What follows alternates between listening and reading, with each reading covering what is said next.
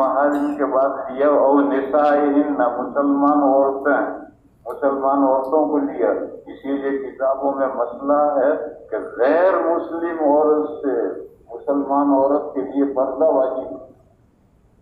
गैर मुस्लिम औरत अजनबी मर्द के हुक्म में ये मसला है, मगर लोग अमल नहीं करते। बल्कि बहुत से मुसलमानों के घरों के अंदर तो हिंदू औरतें नौकर होती है, घर के अंदर सज जाती है, खाना पकाती, हालांकि उनसे पर्दा वाजिब है। तो निसाई नामे उनको लिया। फिर टहलुआ मजदूर को लिया।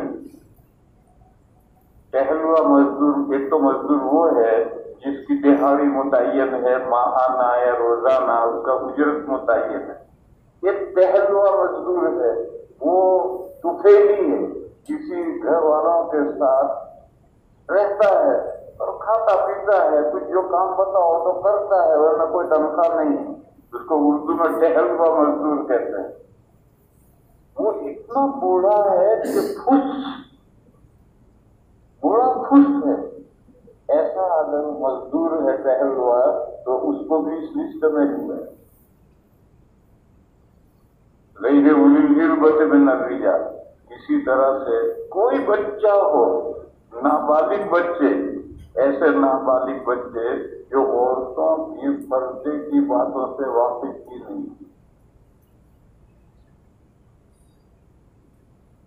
पुराने जमाने में तो 20-20 साल के लड़के ताला पर नंगे हाथ,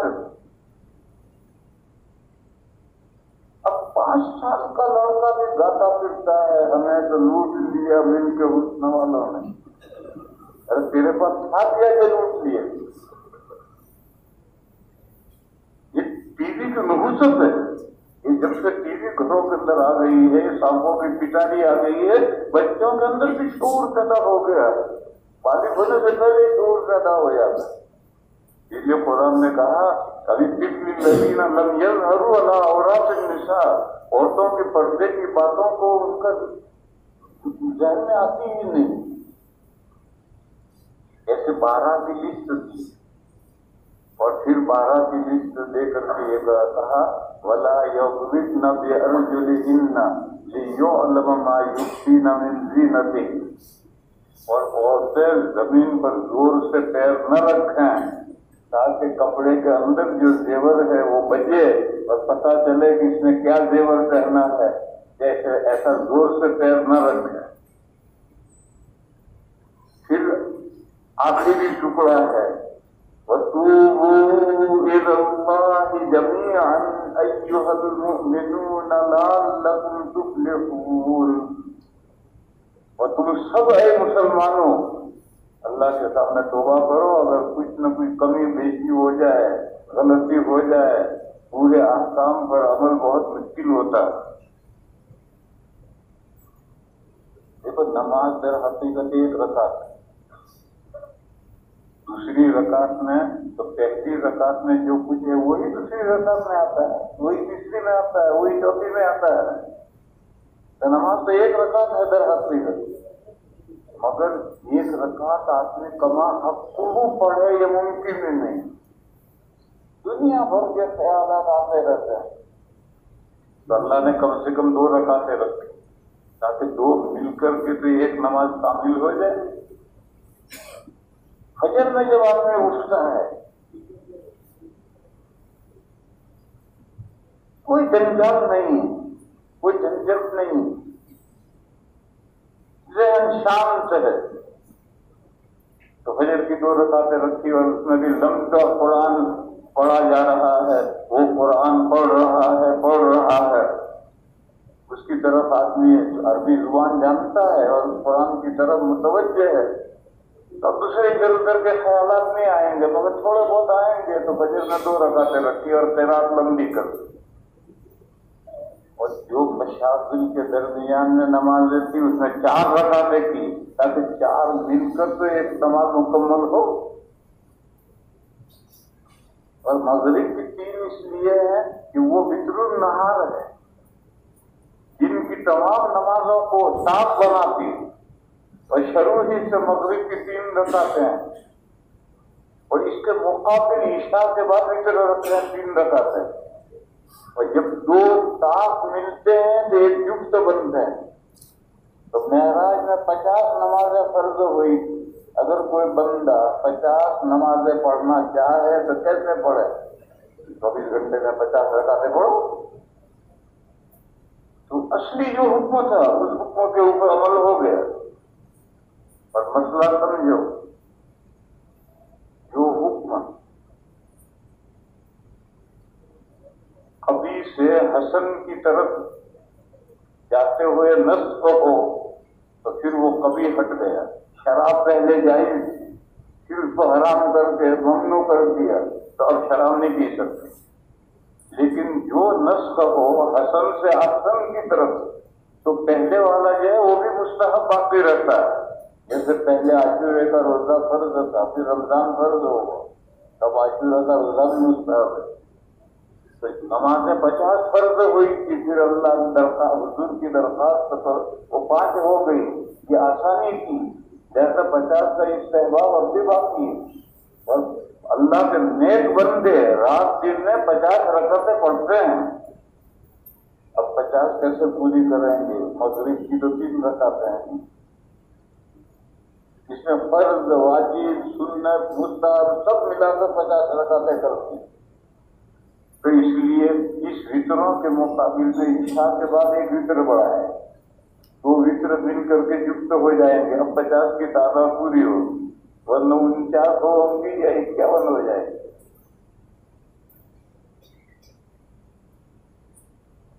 تو جیسے انسان ایک رکعت نماز کما حق کو پڑھ نہیں سکتا، اسی طرح سے ہر حکم رکعت کما حق کو دے دے بہت مشکل ہے، حج کما حق کو کر لے بہت مشکل ہے، روزہ کما حق کو کر لے بہت مشکل ہے۔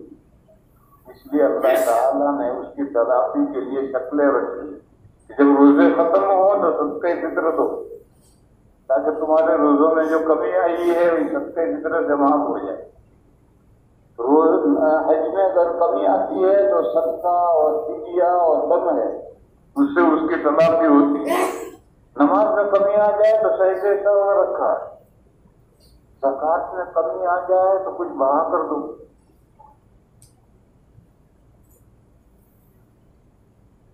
میں اپنا عمل ظاہر نہیں کرتا، مگر کسی مصلحت سے کہہ رہا ہوں، میں صاحب نصاب ہوں، میرے پاس کتابوں کا بڑا کاروبار ہے، لاکھوں کا کاروبار ہے، تو میں رمضان کے ختم پر پورا حساب کر کے ایک تو زکوٰۃ نکالتا ہوں اور اتنی ہی رقم دوسری الگ ڈبے میں نکالتا ہوں۔ یہ زکوٰۃ کی جو رقم ہے وہ تو زکوٰۃ کے جو مستحقین ہیں ان پر خرچ کرتا ہوں، اور وہ یہ دوسرے ڈبے میں زکوٰۃ کے بقدر میں نے ڈالا ہے، میں اس کو ہر نیک کام میں خرچ کرتا ہوں۔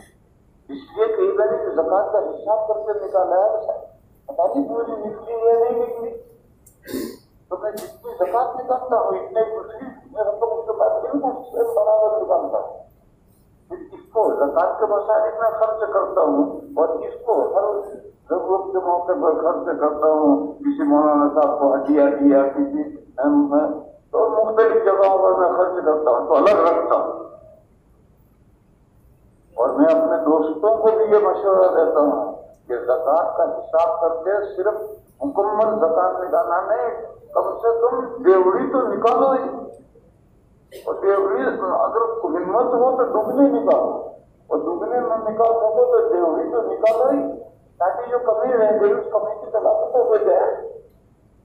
بہرحال میں سمجھا ہی رہا ہوں کہ ہم کوئی عبادت کما حق کو مشکل سے کر پاتے ہیں، اس لیے اللہ نے احکام دے کر کہا وَتُوبُوا إِلَى اللَّهِ جَمِيعًا أَيُّهَا الْمُؤْمِنُونَ لَعَلَّكُمْ تُفْلِحُونَ، تم سب اللہ کی طرف توجہ کرو اے مسلمانوں، تاکہ تم کامیاب ہو۔ کامیابی کا صحرا اللہ کے احکام کی اطاعت میں۔ یہ لمبی آیت، اس آیت میں عورت کو گھر میں محارم کے درمیان، شوہر کے سامنے، دوسرے رشتے داروں کے سامنے اور محارم جیسوں کے سامنے ان کی 12 کی پوری لسٹ دی ہے، ان کے درمیان میں عورت سلیقے سے رہے، یہ سلیقہ نہ رہے۔ یہ جو کرتا اب چلا ہے، یہ کرتا خلیفے کا کرتا نہیں.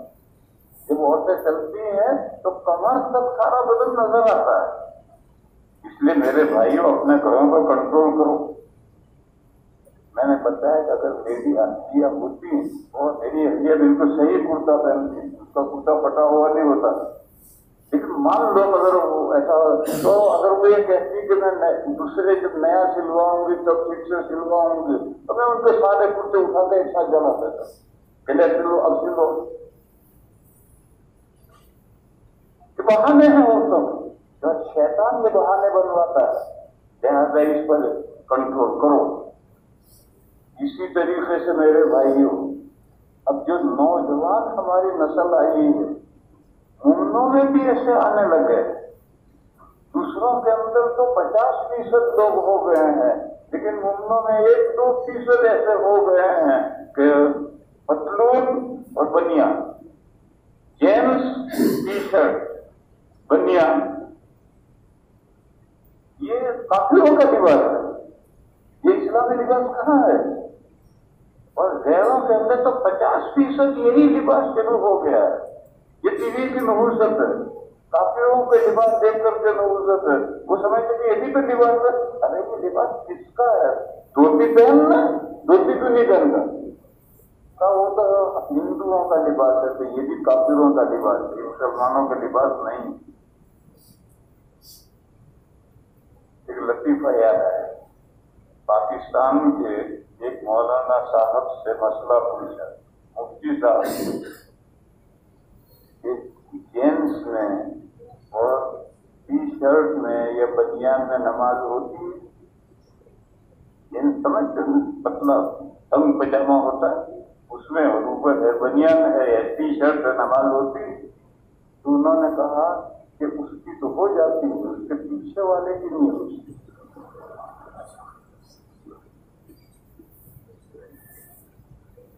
انہوں نے فتویٰ دیا کہ اس کی تو ہو جاتی ہے، کیونکہ وہ اپنے کپڑوں میں مشغول نہیں ہے. لیکن وہ پیچھے والا تو اس کی سورج میں مشغول ہے، تو اس کی نماز کہاں سے ہوگی؟ یہ پاکستان کے مولانا صاحب نے فتویٰ دیا ہے کہ اس کی تو ہو جاتی ہے مگر اس کے پیچھے والے کی نہیں ہوتی. لندن کے افریقہ میں ایک مولانا صاحب ہیں، بڑے مفتی ہیں، مولانا صادق صاحب، اور انگریزی اخبار نکالتے ہیں دا مجلس، بڑے مفتی ہیں. تو میں ان سے ملنے کے لیے اسی رمضان میں گیا. تو ان کی مسجد میں ہم دونوں ساتھ ساتھ تھے، وہاں ایک فتویٰ لگا ہوا تھا. تو باہر نکلتے ہوئے وہ میرے ساتھ تھے، ہم میں کھڑے ہو کر ان کا فتویٰ پڑھنے لگا، کیونکہ فتویٰ یہی تھا کہ جینس میں اور بنیان میں ٹی شرٹ میں نماز ہوتی یا نہیں ہوتی. تو وہ لطیفہ میں سن چکا تھا، تو میں کھڑا ہو کر اسے پڑھنے لگا. تو اس کا جو آخری لفظ تھا کہ اس لباس میں نماز نوٹ والی نماز ہوتی ہی نہیں. تو پاکستان کا مفتی تو یہ کہتا تھا کہ اس کی تو ہو جاتی ہے، مگر افریقہ کا مفتی تو کہتا ہے اس کی بھی نہیں ہوتی، تو اس کے پیچھے والے کی بھی نہیں ہوتی. ابھی اللہ کا شکر ہے کہ ہماری قوم میں یہ کافروں والا لباس پوری طرح سے آیا نہیں. تھوڑا بہت جوانوں میں آنے لگا ہے کہ جماعتیں آتی ہیں دیوبند ملنے کے لیے آتی ہیں، تو میں بعض لوگوں کو دیکھتا ہوں تو وہ اس طرح کا لباس پہن کر آتے ہیں. میں پوچھتا ہوں، ارے بھائی تو مومن ہے؟ کہاں مومن؟ مومن تو ایسا نہیں ہوتا. کہا کب سے تو نے کپڑے پہنے ہوئے؟ تو اس لیے میرے بھائیوں اپنی لڑکیوں پر بھی نظر رکھو. یہ جو کرتا یہاں تک پھٹا ہوا ہے جائز نہیں. اور اسی طرح اپنے لڑکوں پر بھی نظر رکھو.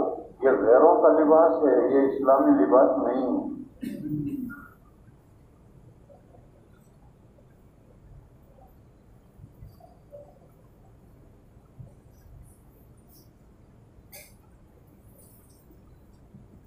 اور لوگ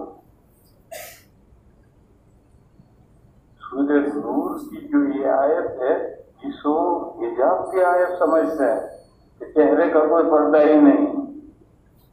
اور یہ بات چلائی مودودیوں نے وہ کہتے ہیں چہرے کا پردہ ہی نہیں، تو پھر چہرے کا پردہ نہیں ہے تو پھر کائے کا پردہ ہے؟ ساری خوبیوں کا سنگم تو چہرہ ہی ہے، اس کا اگر پردہ نہیں تو پھر پردہ ہے کس بات کا؟ ان باولوں کو یہ پتہ نہیں ہے کہ حجاب کیا ہے تو سورہ احزاب میں ہے. یہ تو اصلاح پوری سورۃ النور کا موضوع ہے، اصلاح معاشرہ. اگر آپ سوسائٹی کو، معاشرے کو فساد اور بگاڑ سے بچانا چاہتے ہو تو سورہ نور میں جو احکام ہیں ان احکام پر عمل کرو، خود بھی پڑھو، عورتوں کو بھی وہ سورہ نور پڑھ کر کے سمجھاؤ، کیونکہ عورتوں سے بھی اس کا تعلق، اور اسی سے معاشرے کی اصلاح ہوتی ہے، اس کے بغیر معاشرہ نکلے. وآخر دعوانا ان الحمد للہ رب العالمین. درود شریف پڑھو بھائی، دعا.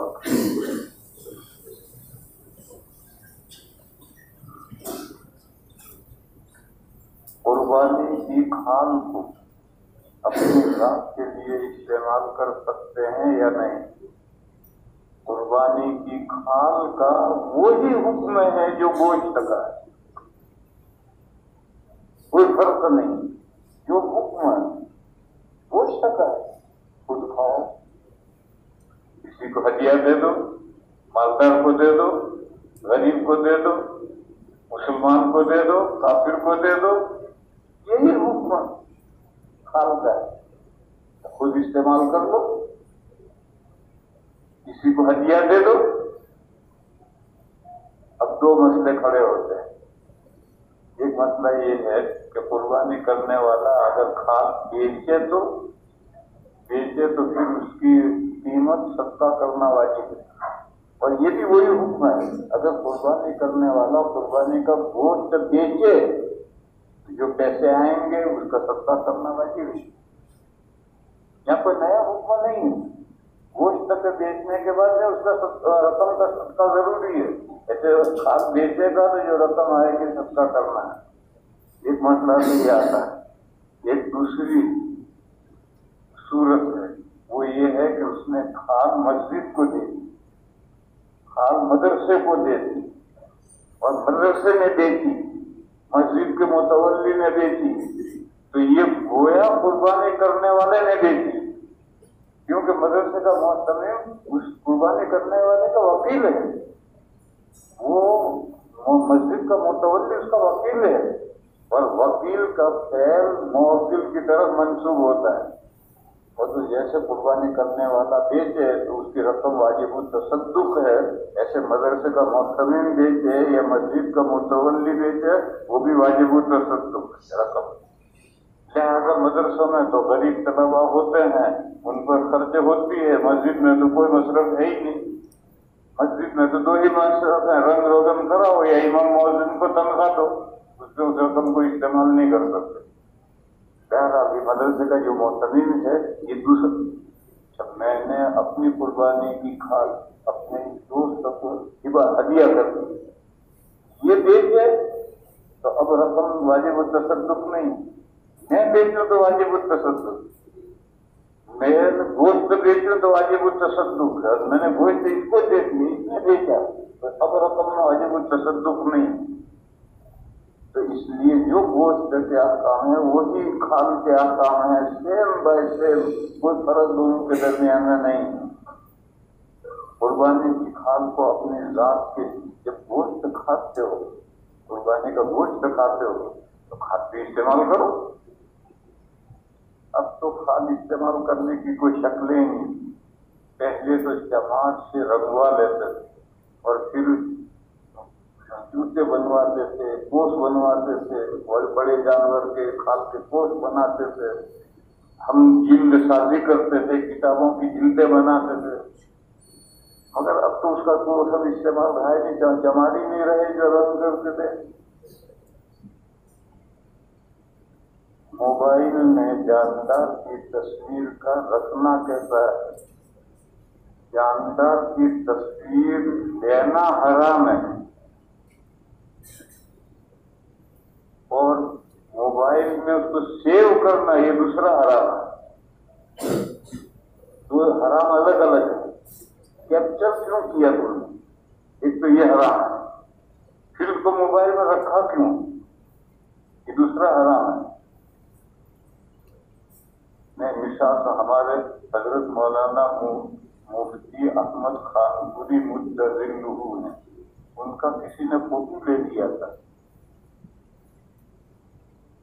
بے خبری میں لے لیتے ہیں لوگ، فوٹو لے لیا تھا تو مفتی صاحب نے پورا واٹس ایپ پر ایک پورا بیان ڈالا کہ جس نے میرا فوٹو لیا ہے ڈیلے کر دے، نہیں تو قیامت تک اس پر لعنت بھیجوں گا. میرے بھی بعض لوگوں نے فوٹو پتہ نہیں لے لیے ہیں، میری طرف سے بھی یہ اعلان ہے یا تو ڈیلے کرو اسے، نہیں کرو گے تو پھر قیامت تک لعنت بھیجوں گا ان بندوں پر جنہوں نے دھوکہ دے کر میرا فوٹو لیا ہے. تو دو مسئلے الگ ہیں، ایک فوٹو لینا اور ایک فوٹو تو ضروری نہیں کہ میرا موبائل اور کسی کے موبائل میں بھی کیپچر کر سکتے ہیں، کہ یہ الگ گناہ ہے. پھر اس کو موبائل میں رکھنا یہ الگ گناہ ہے.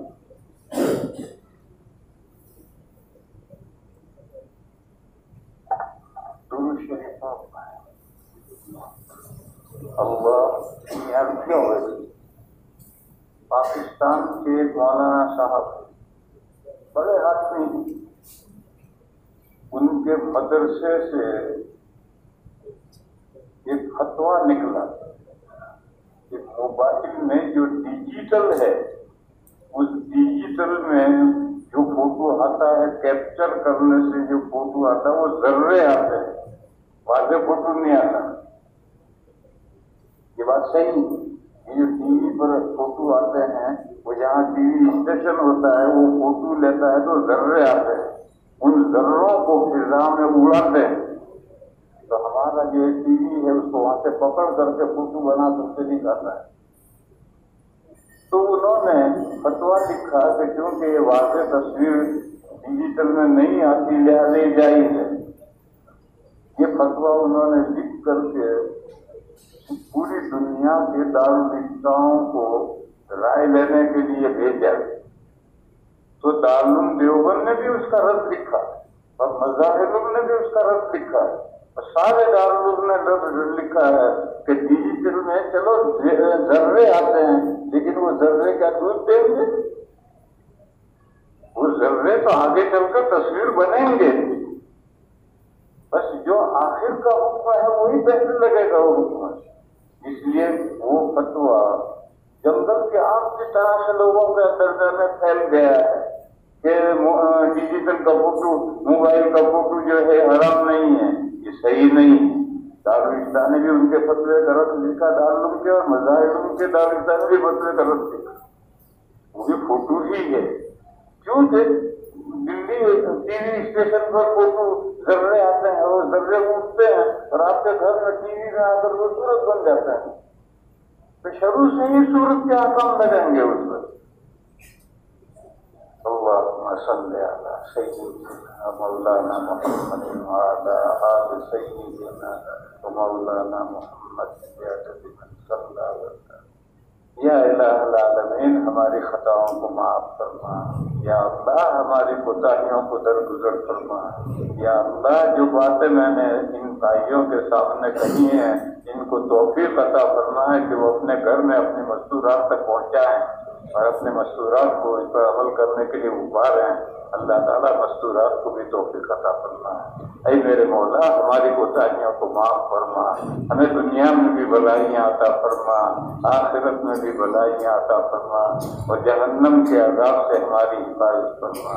یا اللہ ہماری مغفرت فرما، ہمارے ماں باپ کی مغفرت فرما، ہمارے رشتہ داروں کی مغفرت فرما اور تمام مسلمان مردوں کی اور مسلمان عورتوں کی مغفرت فرما. سبحان ربک رب العزت عما یصفون، سلام علی المرسلین والحمد للہ.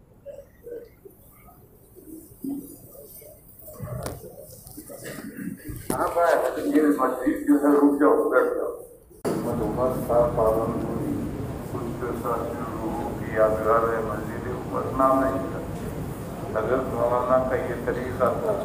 جب جماعت کا آخری بیان پورا ہوتا تھا دعا ہو جاتی تھی تو حضرت ایک بات کہا کرتے کہ دیکھو کہ مسافہ کرنا چاہو اور مسافر میں کیا کرو السلام علیکم. کہ ہاتھ ملاؤ، میں کہوں گا وعلیکم السلام، اس کے لیے ہاتھ ملانے کیا ضرورت ہے؟ میں سلام کرتا ہوں، تم جواب دو۔ پھر حضرت زور سے سلام کرتے تھے، السلام علیکم ورحمۃ اللہ وبرکاتہ۔ پھر حضرت فرماتے تھے کہ